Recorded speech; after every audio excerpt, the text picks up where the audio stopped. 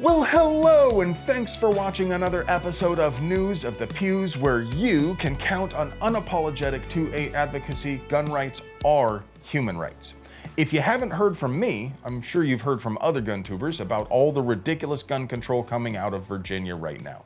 The control freak politicrators even had the audacity to exempt themselves from the laws they impose on the little people with SB 727, which bans carry on public property except for members of the Virginia General Assembly.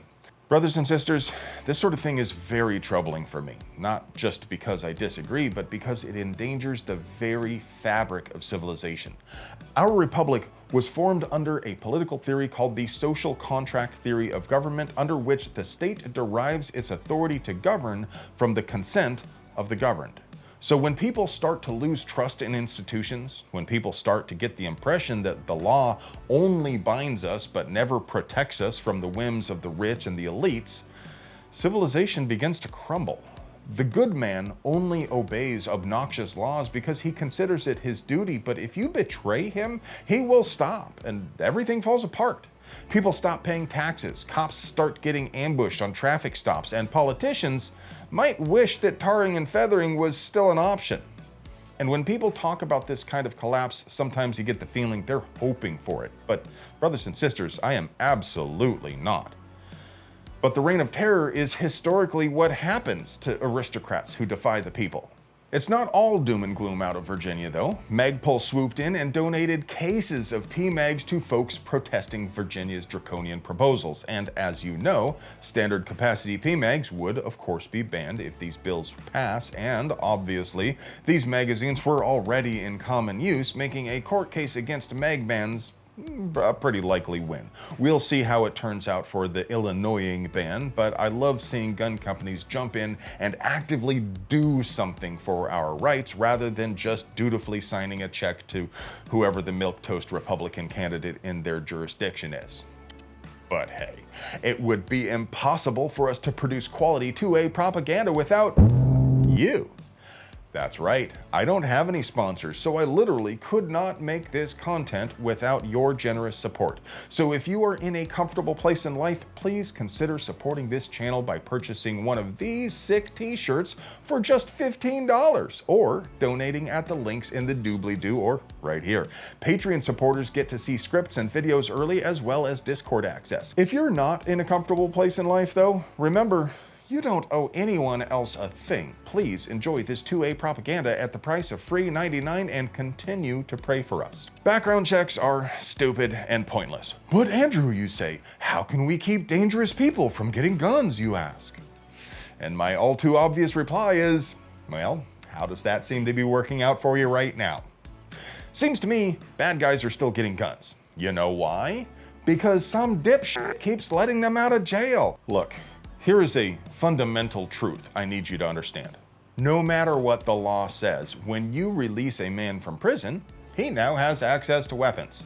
He can steal a gun, buy one in an alley from a crackhead, or intimidate his girlfriend into buying one for him. The only way to realistically limit his access to weapons is to lock him up and search him periodically, and even that isn't enough for a guarantee.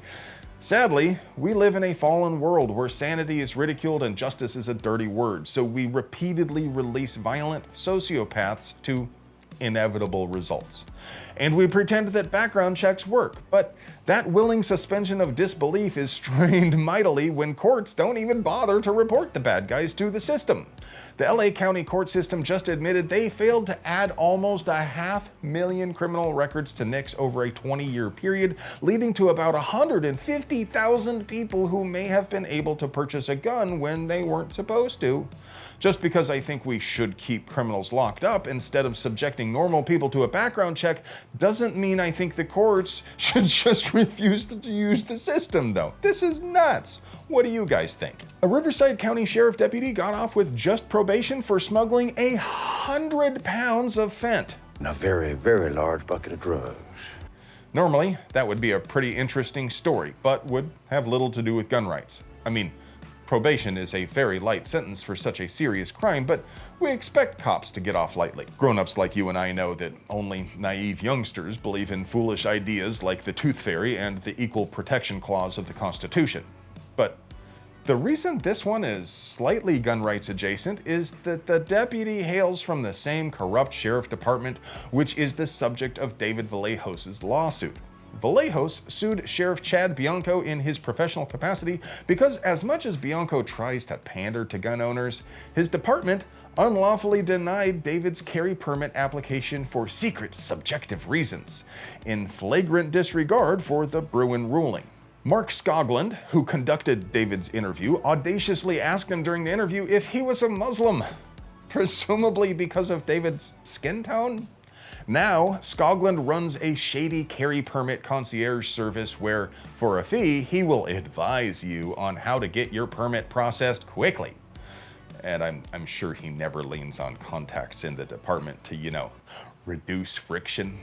You'll find there are a lot of cozy relationships between LE and the training world, which makes sense, but it starts to be a conflict of interest when carry issues get involved. Some of the biggest opponents to permitless carry are the people whose paychecks depend on government-mandated training.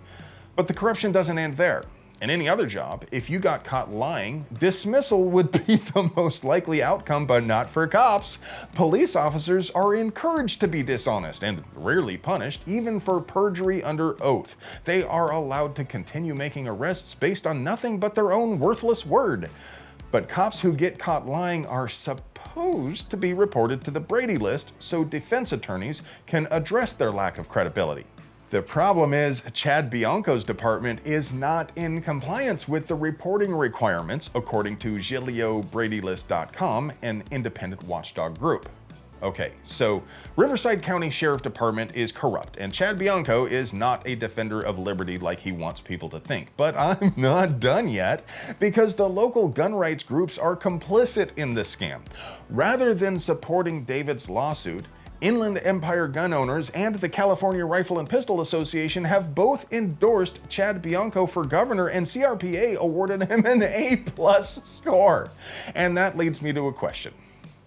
Would you rather have a politician who hates your freedom and tells you to your face, or one who pretends to be on your side and stabs you in the back? Well, friends, rounds complete on 2, but before I go, your moment of completion. I love you.